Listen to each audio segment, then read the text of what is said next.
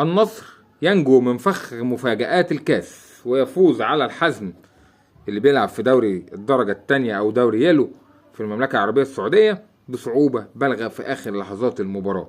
تقدم النصر بهدف عن طريق أسد التيرانجا ساديو ماني، ثم تعادل السيالي في بداية الشوط الثاني بعد اسيست من إبراهيم انداي لنادي الحزم. إبراهيم انداي لاعب الزمالك السابق اللي هيوقف القيد للزمالك الفترة الجاية عشان رفع قضية على الزمالك.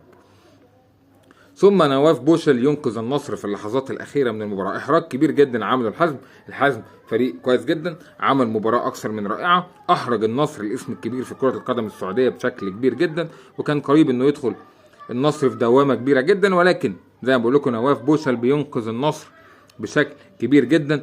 بعد أما كانت المباراة هتروح في اتجاهات أخرى جمهور النصر ما كانش هيحبها، أو كان ممكن النصر يخرج من البطولة. زي ما انتم عارفين في كل بلاد العالم بطولة الكاس دايما بيبقى فيها مفاجآت كبيرة. كريستيانو رونالدو كان غايب عن مباراة النهاردة.